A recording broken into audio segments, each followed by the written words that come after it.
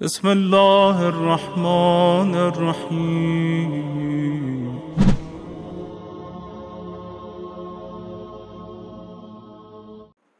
اعوذ باللہ من الشیطان الرجیم بسم اللہ الرحمن الرحیم الحمد للہ والصلاة والسلام علی عبادہ الذین اصطفى ولعنۃ اللہ علی اعدائهم اعداء اللہ اما بعد فقد قال اللہ تعالی فی القرآن الکریم بسم اللہ الرحمن الرحیم افلا یتدبرون القرآن۔ ہم لوگوں کے درس کی اور نشست کی آج تیسری بیٹھک ہے، تیسرا درس ہے۔ آج ہم لوگ تفسیر اور تعویل اور شان نزول کے بارے میں گفتگو کریں گے، لیکن میں اپنی باتوں کو شروع کرنے سے پہلے سب سے پہلے آپ لوگوں کو ماہ شعبان کی مبارکبادی پیش کرتا ہوں، اور اس ماہ شعبان میں جتنی بھی مناسبتیں ہیں ان سب مناسبتوں کی تبریک اور مبارکبادی کے ساتھ ساتھ دعا گو ہوں کہ خدا ہم سب کو اس مہینے میں بہتر سے بہتر اعمال کرنے کی توفیق دے تاکہ ہم ماہ رمضان کے لیے آمادہ ہو سکیں۔ دوسرے یہ کہ بروز جمعہ پاکستان پشاور میں جو شیعہ مسجد پر جو حملہ ہوا، اس حملے میں شہید ہونے والوں کے لیے ہم تسلیت عرض کرتے ہیں تمام عالم اسلام کے مسلمانوں کو، اور اس طریقے کے دہشت گردانہ حملوں کی مذمت کرتے ہیں۔ خدا جلد از جلد ظالموں کو ان کے انجام تک پہنچائے۔ آج جو ہم لوگ گفتگو کریں گے، ایسے تو ان چیزوں کو اصطلاحات قرآنی کہتے ہیں، یعنی وہ چیزیں، وہ الفاظ یا وہ خاص ورڈز جو علوم قرآن میں یوز ہوتے ہیں، جو علوم قرآن میں اور قرآن سے ریلیٹڈ ہیں۔ لیکن چونکہ ہمارا جو ٹاپک ہے وہ تفسیر سے متعلق ہے، لہٰذا میں انہی چیزوں کو آپ لوگوں کے سامنے پیش کروں گا جو ہمارے تفسیر میں بہت ضروری ہیں۔ سب سے پہلے تفسیر جاننے کے لیے تو ہمیں ضرورت ہے ترجمے کی۔ عام طور پر جو ترجمہ ہمارے سامنے موجود ہے، اہل سنت حضرات میں مولانا اشرف علی تھانوی صاحب کا ترجمہ عام طور سے مشہور ہے، اور شیعہ حضرات میں اور ہم تشیعوں میں، ہمارے شیعہ حضرات میں اور شیعہ لوگوں کے درمیان جناب مولانا حافظ قرآن فرمان علی صاحب کا ترجمہ عام طور سے مشہور ہے۔ تو کسی بھی آیت کو سمجھنے کے لیے ہمیں سب سے پہلے ترجمے کی ضرورت پڑتی ہے۔ تو ترجمہ ایک ایسا پہلا ضروری چیز ہے ترجمہ، کہ جو ہم آیت کو سمجھیں۔ اس ترجمے کے بعد مسئلہ آتا ہے تفسیر کا، کہ جو ہم نے آپ لوگوں کے سامنے پیش کیا، کہ تفسیر یعنی آیت کے مطلب کو اور آیت کو مطلب کے ذریعے سے اور اس کو واضح کرنا، اور اچھے سے جو ہے اسے سمجھنے کے لیے جو چیزیں ضروری ہوتی ہیں اسے تفسیر کہتے ہیں۔ تفسیر کے ساتھ ساتھ ایک اور لفظ پایا جاتا ہے، وہ ہے تعویل قرآن کا۔ تفسیر قرآن کے ساتھ ساتھ ایک اور اصطلاح ہے تفسیر میں، وہ ہے تعویل قرآن۔ تعویل قرآن پہلے کے علماء کے درمیان تفسیر اور تعویل ایک ہی چیز کے لیے استعمال ہوتا تھا، یعنی کہ آیت کو سمجھنا، آیت کا مطلب کیا ہے، آیت کا مفہوم کیا ہے، آیت کے میننگز کیا ہے۔ لیکن آج کے زمانے میں اور تقریباً آج کے علماء کے درمیان تفسیر اور تعویل دو الگ الگ چیزیں ہیں۔ تفسیر ایک عمومی بات ہوتی ہے، اس بات کے اس کے کئی پہلو نکلتے ہیں، جیسے کہ علماء آپ دیکھیں کہ کتنے سارے مفسرین ہیں، اور ہر مفسر اپنی اپنی بات کو کسی نہ کسی اعتبار سے ثابت کرنے کی کوشش کرتا ہے کہ اس آیت کی یہ تفسیر ہے، یہ تفسیر ہے، اور ایک آیت کے کئی تفاسیر ہوتے ہیں، کئی مطالب ہوتے ہیں۔ لیکن کبھی کبھی اس ایک آیت کی ایک تعویل ایسی ہوتی ہے کہ اس تعویل کے بعد بات ختم ہو جاتی ہے، اور پھر کہنے کی اس میں ضرورت نہیں پڑتی کہ اس کا مطلب کیا ہے، کیا اس میں اور پہلو بھی نکل سکتے ہیں۔ جیسے کہ بہت ساری چیزیں ہیں، اور لفظ تعویل قرآن میں بہت زیادہ استعمال ہوا ہے، 20 سے زیادہ مقامات پر لفظ تعویل آیا ہے۔ سب سے زیادہ جو تعویل کا لفظ استعمال ہوا ہے وہ جناب موسیٰ اور خضر کی ملاقات میں ہے، کہ جہاں جناب خضر جناب موسیٰ کو سمجھانے کے لیے 3 الگ الگ جو ہے آپ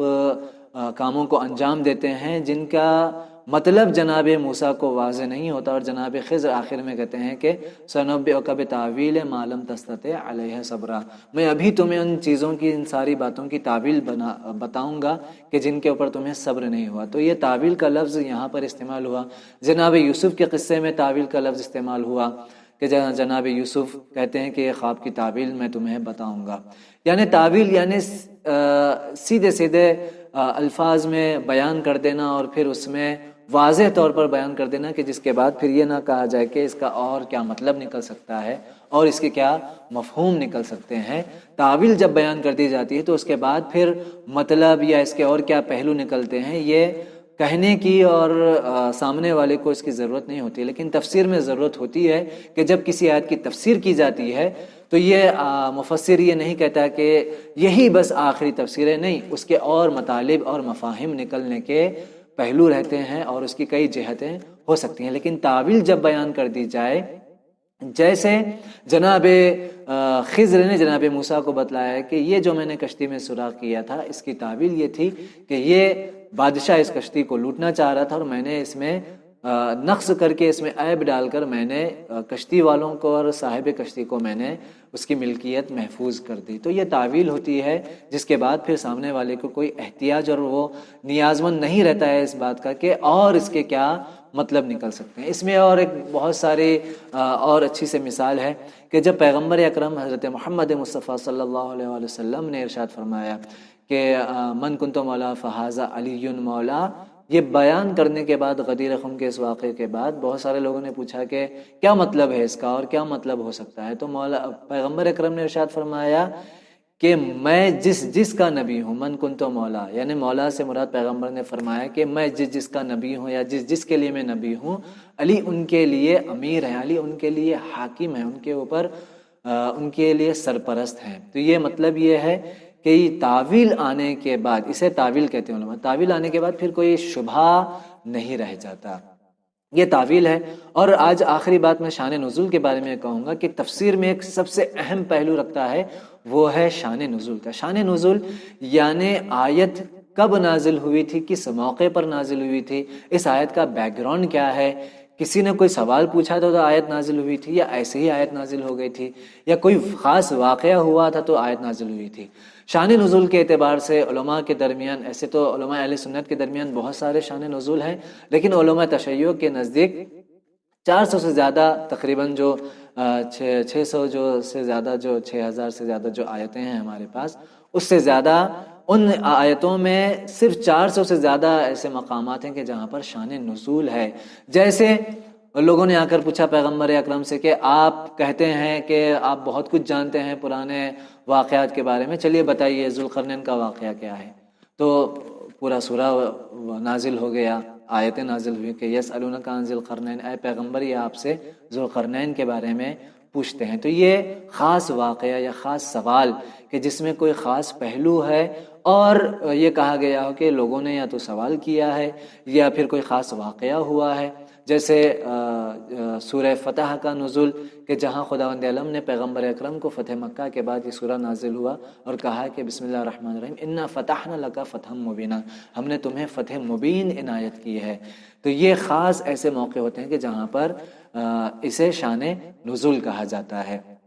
زیادہ تر آیتیں ایسی ہیں کہ جن کا کوئی شان نزول نہیں ہے. جیسے خداوند عالم سارے انبیاء کے قصے بیان کر رہا ہے یا پرانے قوموں کے قصے بیان کر رہا ہے یا احکامات بیان ہو رہے ہیں یا پھر جنت و جہنم کے بارے میں جو ہے خداوند عالم بیان کر رہا ہے یا قیامت کے بارے میں بیان کر رہا ہے. تو زیادہ تر آیتیں ایسی ہیں کہ جن کا کوئی شان نزول نہیں ہے، جن کا کوئی بیک گراؤنڈ نہیں ہے، جن کا کوئی خاص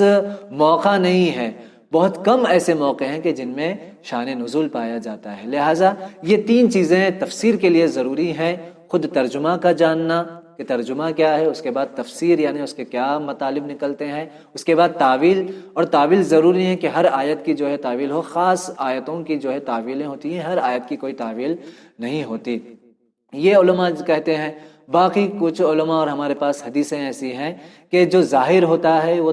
تفسیر ہوتی ہے، آیت کا جو ظاہر ہوتا ہے وہ تفسیر ہوتی ہے، آیت کا جو باطن، جو اس کا اندر الگ ایک پہلو ہوتا ہے وہ تعویل ہوتی ہے. تو یہ بھی علماء کہتے ہیں کہ ہر آیت کی تفسیر الگ ہے، ہر آیت کی تعویل الگ ہے. یہ علماء کا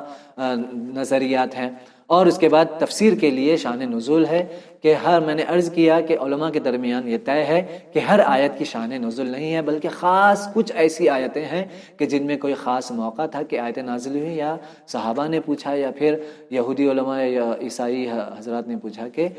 اور ان کے پوچھنے کے بعد کوئی آیت نازل ہوئی ہو۔ لہٰذا آج کے لیے ہم لوگ یہیں پر اکتفا کرتے ہیں کہ آج ہم نے یہ جانا کہ تفسیر کے لیے ترجمہ جاننا ضروری ہے، تعویل اور شان